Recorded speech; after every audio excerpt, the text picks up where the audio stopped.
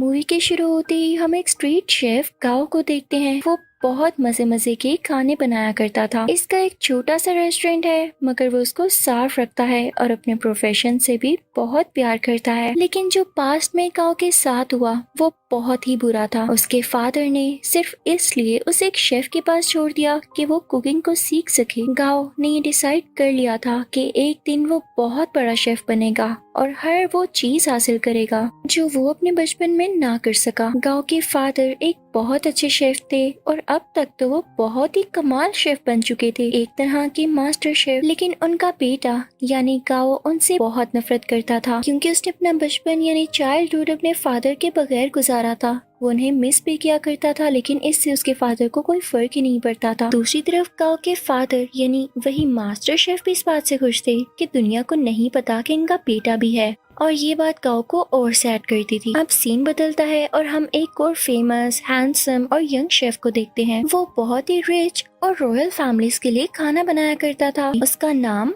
पोल होता है। पोल का ये ख्वाब था कि वो अपने फादर के लिए अपनी कंट्री में एक रेस्टोरेंट बनाएगा। इसलिए वो अब्रोड को छोड़ते हुए और सब ऑफर्स को मना करते हुए अपनी कंट्री वापस आ जाता है। वहाँ जाकर वो एक फिश सेलर के पास जाता है और कहता है कि मुझे एक बड़ी सी मछली तो दिखाओ। तो फिश सेलर उसे मना कर देता है। अब जैसे ही गाओ उसके पास बड़ी सी मछली लेने आता है तो वो आदमी उसे मछली दे देता है। ये देखकर पोल को बहुत गुस्सा आता है और वो गाओ को गुस्से से देखता है, जैसे वो उससे जेलस हो कि भाई इसने उसको मछली क्यों दे दी। फिश सेलर जब इन दोनों को गुस्से में देखता है तो वो मछली के 2 टुकड़े कर देता है ताकि इनमें लड़ाई ना हो। लेकिन वो दोनों फिर भी एक दूसरे को गुस्से से घूरते रहते हैं। अब हम पोल के शानदार और बहुत ही प्यारे रेस्टोरेंट को देखते हैं जिसकी आज ओपनिंग होती है। वो बहुत नीट एंड क्लीन एडवांस तरीके से बनाया गया और बहुत ही खुला रेस्टोरेंट होता है। उसको बहुत अच्छे तरीके से डेकोरेट किया होता है। पोल ने जो नया रेस्टोरेंट खोला था वो गाओ के रेस्टोरेंट के बिल्कुल सामने था, जिसे देखकर गाओ के दोस्त घबरा जाते हैं, क्योंकि ये नया रेस्टोरेंट इन कस्टमर्स का सारा इंटरेस्ट अपनी तरफ करने वाला था और इन सब लोगों को इनसे छीनने वाला था। और जिस बात का डर था वही होता है। सब लोग नए रेस्टोरेंट का टेस्ट चेक करने के लिए उसमें चले जाते हैं। तो गांव के दोस्त गांव को सपोर्ट करने के लिए डिस्काउंट ऑफर की अनाउंसमेंट करते हैं, जो कस्टमर्स को वाकई में अट्रैक्ट करती है और वो फिर से गांव के रेस्टोरेंट की तरफ चल पड़ते हैं। इस बात से पोल के दोस्तों को बहुत गुस्सा आता है और वो इनसे आके गुस्से से बात करते हैं कि तुम लोगों के साथ मसला क्या है, हमारी सक्सेस तुम लोगों से देखी नहीं जा रही। फिर एट द एंड दोनों पार्टीज में डिसाइड होता है कि क्यों ना एक कंपटीशन रखा जाए और देखा जाए कि किस शेफ के हाथ में ज्यादा टेस्ट है। अब दोनों को जबरदस्ती कंपटीशन में पार्ट लेने के लिए कहा जाता है। पहले तो वो मान नहीं रहे होते, लेकिन जब एक दूसरे को देखते हैं तो पहचान लेते हैं कि इन लोगों का सामना तो उस दिन फिश स्टॉल पर हुआ था। तो ये लोग कंपटीशन के लिए रेडी हो जाते हैं। अब टेबल लग जाता है और उस पर एक बड़ी सी फिश रखी जाती है जिसको इन दोनों ने काटना था। अब सबसे पहले पोल फिश को काटता है और उसके कांटे बहुत स्मूथली और तेजी के साथ निकालने लगता है और उसका ये तरीका सबको बहुत पसंद आता है। अब वो फिश फेंकता है गाओ की तरफ। गाओ भी फिश को बड़े अच्छे तरीके से काटता है और उसकी स्किन जब सबको दिखाता है तो उस पर जरा सा भी फ्लैश नहीं होता, यानी उस पर जरा सा भी फिश का मीट नहीं लगा होता। तो उसको भी सब बहुत एडमायर करते हैं, यानी दोनों की बराबर तारीफ होती है। अब वहाँ एक चेयरमैन भी होते हैं जो उनसे कहते हैं कि एक इंटरनेशनल कुकिंग कंपटीशन होता है, मुझे लगता है कि तुम दोनों को उसमें पार्ट लेना चाहिए। अब दोनों को प्रूव तो करना था कि इनमें से कौन बेस्ट शेफ है। तो दोनों रेडी हो जाते हैं। अब पोल मीडिया को बताता है कि मैं फ्रांस में कुकिंग करता था और चाइना आकर मैंने फील किया कि अब भी लोग पुराने तरीकों को यूज करके कुकिंग करते हैं। और जाहिर है ये बात वो इनडायरेक्टली गाओ को ही कह रहा था और इसे देख के गाओ को बहुत गुस्सा आता है। अब वहाँ सबको पता चलता है कि पहले इनका आपस में कंपटीशन होगा। अगर ये लोग उसे जीत जाते हैं तब ये लोग फाइनल तक पहुँच सकेंगे और साथ ही साथ बहुत ही बड़े मास्टर शेफ से मिलने का भी चांस मिलेगा। और ये मास्टर शेफ कोई और नहीं बल्कि गाओ के ही फादर थे। उधर गाओ के रेस्टोरेंट में पोल की दोस्त आती है और गाओ और उसकी दोस्त को रेस्टोरेंट आने का कहती है कि आज का खाना आप हमारी तरफ खाएं। अब वो दोनों यानी गाओ और उसकी दोस्त पोल के रेस्टोरेंट तो जाते हैं, लेकिन उनको खाना पोल नहीं बल्कि पोल की वही दोस्त सर्व करती है। दिखने में वो खाना तो फ्राइड एग और एक प्लांट पोट की तरह लग रहा था, लेकिन उसका टेस्ट एकदम अलग था। तो ये देख के गाओ सोचता है कि वाकई पोल की कुकिंग बहुत एडवांस है। तो वो सीधा किचन में जाता है और उसको गुस्से से कहता है, पोल अपना खाना अच्छा दिखाकर क्या साबित करना चाहते हो? कि तुम बहुत अच्छे कुक हो, तो पोल चुप रहता है और उससे मीट पकाने का कहता है कि चलो देखते हैं कौन ज्यादा अच्छा मीट पका सकता है। गाओ चैलेंज एक्सेप्ट करता है। अब गाओ बहुत ही अच्छे तरीके से वो मीट पकाता है, वो बहुत डिलीशियस लग रहा होता है। अब पोल उसे कहता है कि मैं तुम्हें सेम रेसिपी के साथ ये डिश बनाकर दिखाता हूँ। पोल शुरू करता है और सेम डिश बहुत ही कम टाइम में बना लेता है। जब गाओ उसको स्मेल करता है तो उसे अपनी डिश में और इसकी डिश में कोई फर्क नहीं लग रहा होता, तो वो समझ जाता है कि वाकई इसके पकाने का तरीका बहुत एडवांस है। वो उदास हो जाता है और वहाँ से चला जाता है। अब गाओ को कोई कहता है कि उसे उसके फादर बुला रहे हैं। गाओ अपने फादर के पास जाता है और कहता है कि अब आपने मुझे क्यों बुलाया, जबकि आप ये बात मानते ही नहीं कि मैं आपका बेटा हूँ। तो मास्टर शेफ उसे कहते हैं मैंने ऐसा इसलिए किया ताकि दुनिया ये ना कहे कि तुम मेरे बेटे हो, इसलिए तुम इंटरनेशनल कंपटीशन तक पहुँच सके, बल्कि मैं तो यही चाहता हूँ कि तुम खुद ये करो। तो गाओ कहता है डैड मुझे वैसे भी आपकी सपोर्ट की जरूरत नहीं, जब मुझे आपकी जरूरत थी तब आप मेरे पास नहीं थे। खैर मैं अब ये साबित करके दिखाऊंगा कि मैं वो हासिल कर सकता हूँ जिसकी वजह से आपने मुझे छोड़ा। अब गाओ यहाँ से चला जाता है क्योंकि उसे अपने डैड की किसी भी बात पर यकीन नहीं होता। अब next day international cooking competition होता है। सब प्रिपरेशन की जा चुकी होती हैं। कॉम्पिटेंट्स यानी पोल और गाओ भी रेडी होते हैं। टाइम स्टार्ट होता है।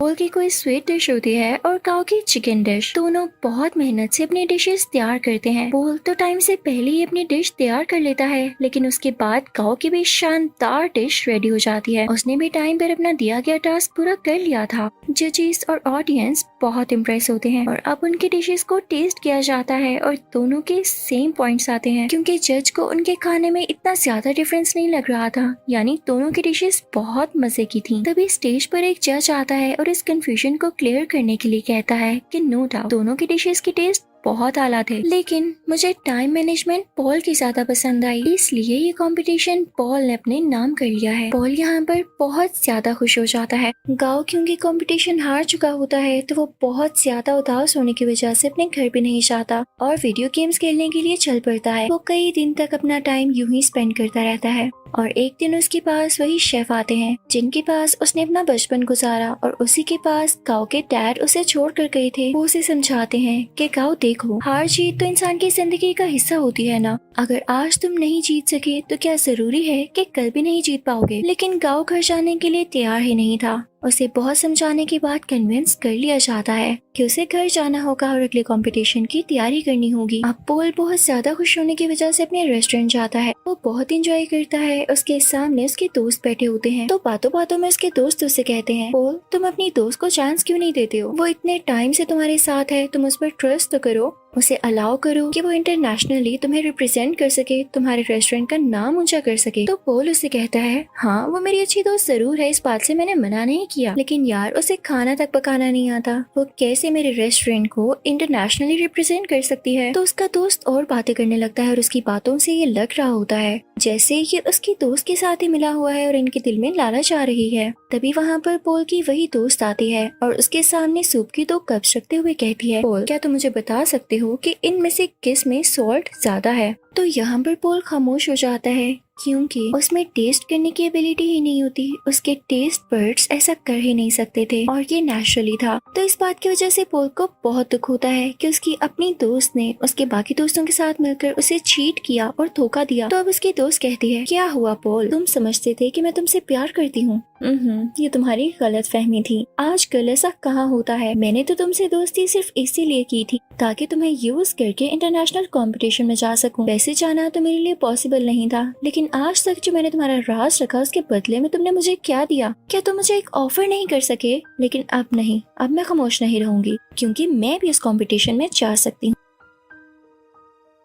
अब यहाँ पर एक और बड़ी बात रिवील होती है कि पोल की दोस्त पोल के ही दोस्त के साथ मिलकर पोल को चीट कर रही थी क्योंकि वो दोनों अब रिलेशनशिप में थे और पोल के अगेंस्ट ही एक साजिश यानी कॉन्स्पिरेसी चल रहे थे कि पोल के रेस्टोरेंट को बेच देंगे और उनसे जो पैसे आएंगे उनसे अपनी लाइफ स्टार्ट करेंगे। लेकिन पोल भी ऐसा होने दे नहीं सकता था। पोल बहुत उदास हो जाता है और अपने रेस्टोरेंट से बाहर आ जाता है। रात हो चुकी होती है और वो बाहर बैठकर ड्रिंक करने लगता है। तभी उसे गाओ भी देख लेता है और उसके पास आके कहता है पोल तुम उदास क्यों बैठे हो यार, तुम तो जीत चुके हो, तुम्हें खुश होना चाहिए। तो पोल उससे कहता है हाँ जीत तो चुका हूँ पर हार भी बहुत कुछ चुका हूँ। खैर तुम छोड़ो, तुम्हें एक बात बताता हूँ, सामने ये बैनर देख रहे हो, वो इनफैक्ट गाओ के फादर यानी उसी मास्टर शेफ की पिक्चर होती है। तो पोल उसकी तरफ इशारा करके कहता है कि ये मेरे आइडियल है, मैं चाहता हूँ मैं इनकी तरह बनूं। तो गाओ आगे से हल्का सा मुस्कुराता है और कहता है पोल, ये मेरे फादर हैं, तुम यही सोचते हो ना कि अच्छे इंसान है और तुम इनके जैसा बनो, तो मैं तुम्हें बताऊं मेरे फादर दिल के बहुत बुरे हैं। गाओ उसे अपने पास्ट की स्टोरी बताने लगता है कि उन्होंने मेरे साथ क्या क्या किया। पहले तो पोल कहता है गाओ तुम मजाक कर रहे हो यार, बस कर दो। लेकिन गाओ उसे बताता है नहीं, वो मुझे बचपन में वाकई में छोड़ गए थे, सिर्फ इसलिए कि मैं उनके प्रोफेशन को अपना नहीं पा रहा था। मैंने अपना सारा बचपन उनके बगैर गुजारा है।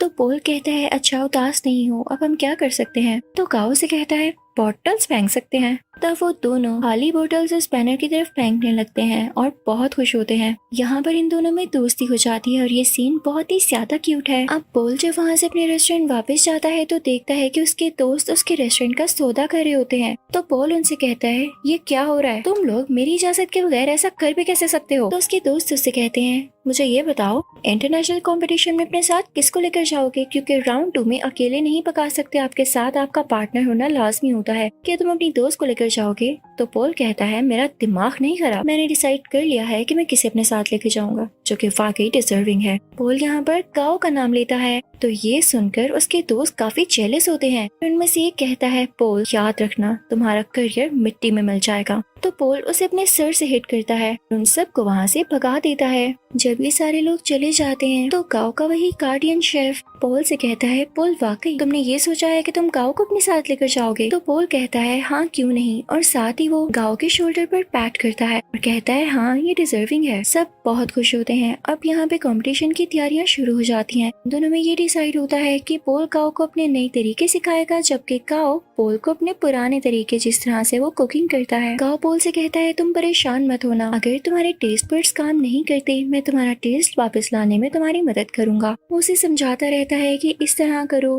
पोल भी उसे नए नए तरीके बताता रहता है और यहाँ पर इन दोनों का काफी अच्छा टाइम स्पेंड हो जाता है। ये रोज खाना बनाने की प्रैक्टिस करते, साथ साथ डांस करते, सिंगिंग करते और बातें करते। और अब यहाँ इन दोनों की दोस्ती और भी गहरी हो चुकी थी। अब वो दिन भी आ जाता है जब इंटरनेशनल कंपटीशन का राउंड 2 होता है। ये दोनों अपनी डिश बहुत अच्छे तरीके से बनाने लगते हैं और कम ही टाइम में बहुत अच्छी स्वीट डिश तैयार कर लेते हैं, जो कि जजेस को इतनी ज्यादा पसंद आती है कि वो कहते हैं हमने आज तक ऐसी डिश नहीं खाई। और ये राउंड ये दोनों विन कर लेते हैं और सही कहा जाता है कि यूनिटी इज स्ट्रेंथ। अब इसके बाद शुरू होना होता है थर्ड राउंड, जो कि कुछ दिन बाद था। और ये कंपटीशन इनका उसी मास्टर शेफ यानी गाओ के फादर के साथ था। तो यहाँ पर पोल गाओ से कहता है मुझे लगता है कि तुम इस कंपटीशन को जीत सकते हो, तो तुम चले जाना। तो गाओ पोल से कहता है तुम बहुत अच्छे शेफ हो, तुम्हें तो एडवांस तरीके भी पता है और तुम मेरे से भी ज्यादा अच्छा कर सकते हो। तो पोल कहता है नहीं ऐसी बात नहीं, देखो मैंने अपने फादर का ड्रीम पूरा किया अपना रेस्टोरेंट बनाकर, तो तुम अपने फादर का ड्रीम पूरा करो ना। वो तुम्हें एक बहुत अच्छा शेफ देखना चाहते थे, तो तुम उनके सामने जाकर कुकिंग करो और उन्हें प्रूव कर दो कि तुम बहुत अच्छे शेफ बन सकते हो। तो गाओ मान जाता है और पोल का शुक्रिया अदा करता है। अब थर्ड और फाइनल राउंड स्टार्ट हो चुका होता है। दूसरी तरफ मास्टर शेफ भी अपनी डिश बनाने लगता है। अब गाओ भी शुरू हो जाता है, लेकिन शुरू होने से पहले ही उसे अपने बचपन की कुछ यादें आने लगती हैं, जहाँ पर उसके फादर उसे छोड़ गए थे और उसे काफी बच्चे बुली किया करते थे। वो उन्हीं यादों में खो जाता है। उसके फादर आकर उसके मुंह पे पानी गिराते हैं और कहते हैं अपना काम शुरू करो। तो अब यहाँ पर गाओ कुछ बनाना शुरू करता है। दूसरी तरफ गाओ के फादर यानी वही मास्टर शेफ बहुत ही ज्यादा प्यारी स्वीट डिश बनाते हैं, जैसे फायर लगी हो और उसमें से एक फूल निकल रहा हो। उस फूल का बहुत ही आला टेस्ट होता है, जजेस को ये बहुत ज्यादा पसंद आता है। और जब गाओ की बारी होती है कि वो अपनी डिश दिखाए कि उसने क्या बनाया है, तो वो एक बाउल में नूडल्स बनाकर सीधा अपने फादर के पास जाता और उनको वो प्रेजेंट करता है। मास्टर शेफ उसे टेस्ट करते हैं तो वो नूडल्स उन्हें बहुत अच्छे लगते हैं और ये वही नूडल्स होते हैं जिनकी वजह से गाओ को उसके फादर से डांट पड़ी थी कि तुम तो नूडल्स तक नहीं बना सकते। और आज गाओ ने इतने मजे के नूडल्स बनाए थे कि उसके फादर उसे खाना ही नहीं छोड़ते और नूडल्स को वाइल्डली खाने लगते हैं। वो अपने बेटे को रोक के कहते हैं शाबाश बेटा, तुमने बहुत अच्छा नूडल्स बनाए। वो यहाँ पे काफी इमोशनल हो जाते हैं, तो ऑडियंस को भी पता चल जाता है कि एक तो इनका सरनेम सेम है और इन लोगों का बिहेवियर देख के भी यही लग रहा है कि ये बेटा और बाप हैं। यहाँ पर गाओ का ख्वाब भी पूरा हो चुका था और उनके फादर का भी। अब उधर हम रेस्टोरेंट में देखते हैं कि पोल और गाओ अब साथ काम करते हैं और उनकी ऑडियंस पहले से कई ज्यादा है, यानी उनके पास और भी ज्यादा कस्टमर्स आते हैं। लोग उनका खाना बहुत ज्यादा पसंद करते हैं और इनके रेस्टोरेंट में अब रौनक ही रौनक हो जाती है। इसी के साथ ये मूवी यहीं पर एंड होती है।